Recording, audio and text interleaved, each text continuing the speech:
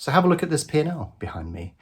The interesting thing about it is nothing special. If I go back a week, it would have been more or less the same, similar number of races, similar total. But the interesting thing about this is it was on very small stakes. And the reason that I do this is to show you that it is still perfectly possible. What I started doing 20 years ago is still possible today. And in fact, having smaller stakes will actually help you. But also, the interesting thing about this is there's no magic system. People often say, what strategy were you using? Well, that sort of misses the point of what good trading is all about. And that's what I want to talk about in this video.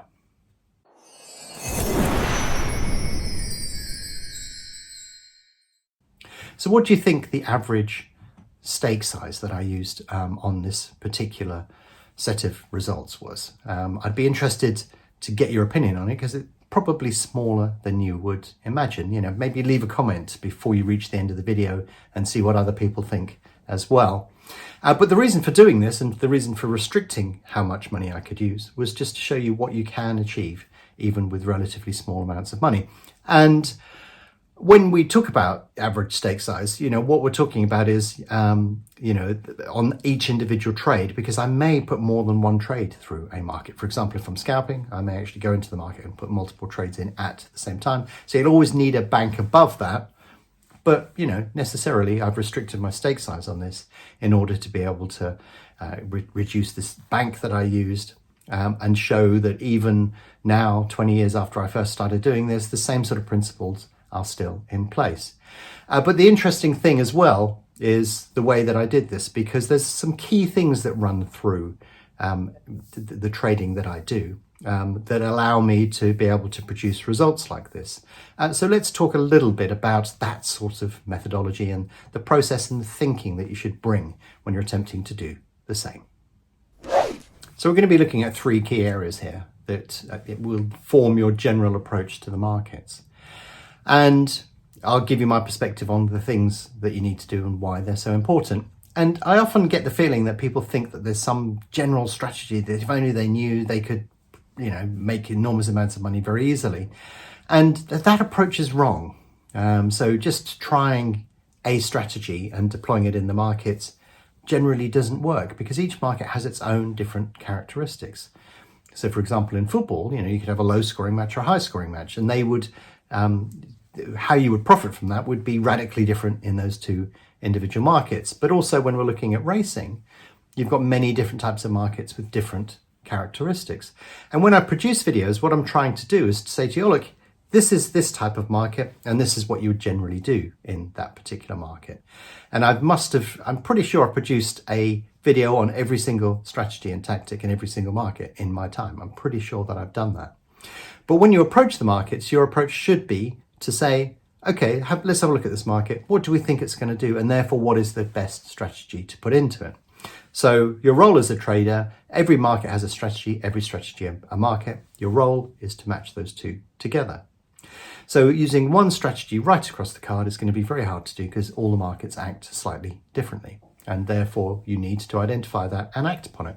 And you won't get it right to start with, and you won't be great at all of the individual strategies. But if you practice one of them, you can actually just go into that market and deploy it when you see that market. You don't have to trade every single market.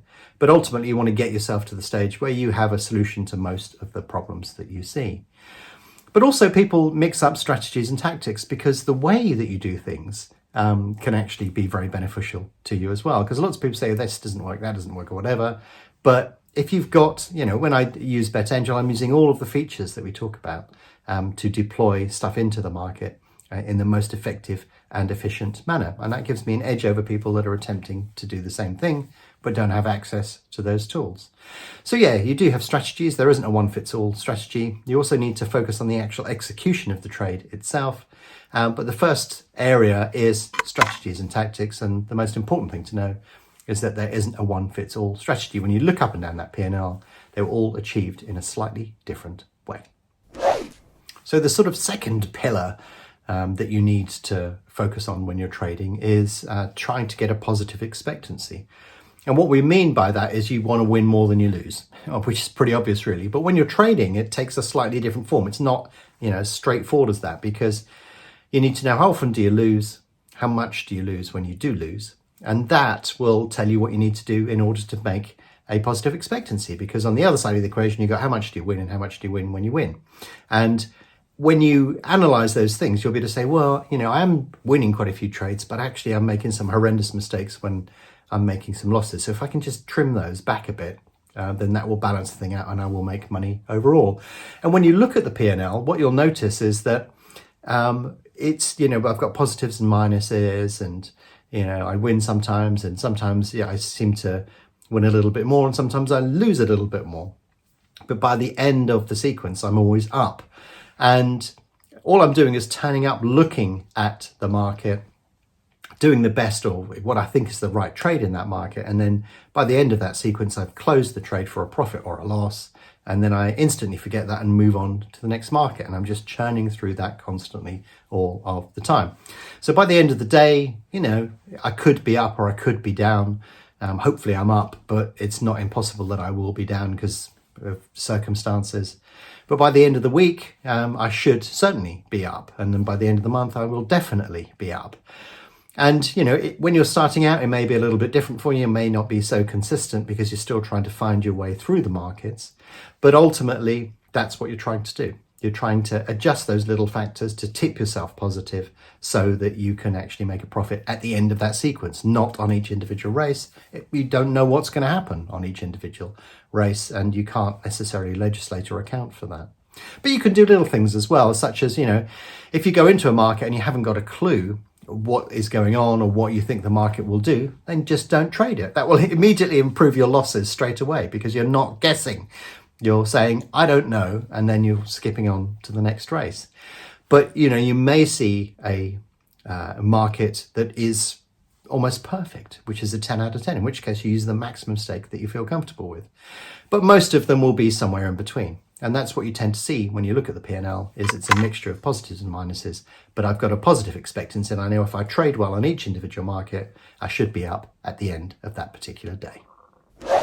So when I first started trading on financials, one of the, people kept going on to me about the psychology of trading, and I'm like, whatever. But when I had failed hopelessly at trading short-term financials, I began to realize that there was something there. And when I went to trade full-time on Betfair, it was when I had my epiphany, when I had the enlightenment. I walked through the door and it suddenly all became laid bare before me. Oh my, what is this place? It's beautiful. And the interesting thing is, it's multifaceted because you're looking at the psychology of the market. If the market's doing one thing, it tends to create this narrative in your head. And therefore, if the price is coming down, you're sort of thinking, ooh.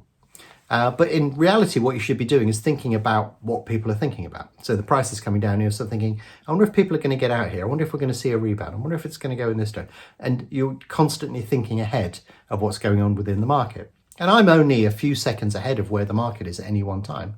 But that's enough. That's enough for me to be able to get an edge. But also you need to think about what's going on inside your head as well, because say you've traded 5 markets, you've lost on all 5, what's your attitude going to be on number 6?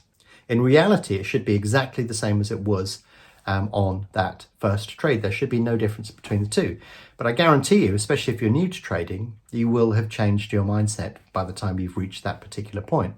So it's really important to work on that internally and rationalize exactly what you're trying to do, because especially where money is concerned, people have real deep problems with taking risk and losing money.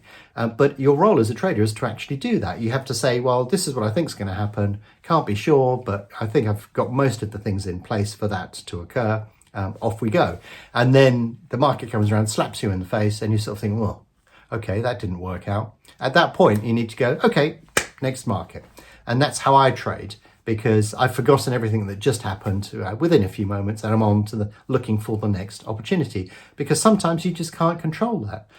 But also from a psychological viewpoint, it's really important to understand that trading is about taking risk, not avoiding it. When you learn that, you'll break through that barrier and you'll begin to find all of those opportunities.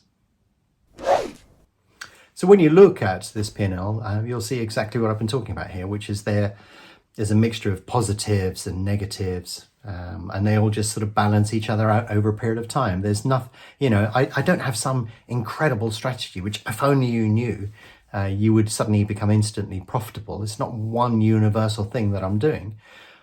Each market that I turn up to, I'm looking at it and sort of going, oh yeah, I think this will fit it.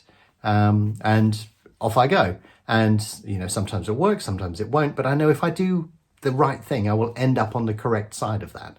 I can't on any individual case know that is going to happen, but I know if I consistently do that over a period of time, it will get me positive. And this is something that people often find hard to do. And also, if you're beginning, you'll probably make a mess of all of them. Although that is very, very hard to do, actually. But, you should be practicing some of the things that I show you on these videos when we're looking at specific markets and deploying those strategies when you see them. And if you don't understand what you're supposed to be doing, then you wouldn't do it at all. But yeah, it's not some sort of glorious, endless stream of profits. It's a mixture of positives and minus. It's true trading.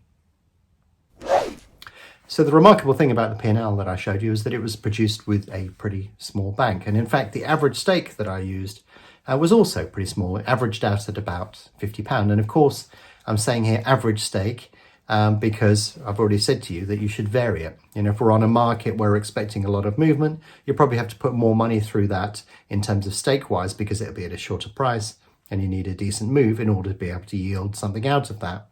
On a market that doesn't move that much, you'll be using smaller stakes, but you'll be going in and out of the market repeatedly. I have discussed this on videos dedicated to those types of trade. But, also the key thing that I'm talking about here are these three key elements: strategies and tactics, money management, and the psychology of trading. If you put all those three together, you'll be able to achieve something similar. But bear in mind, it's taken me a few years to get to that stage.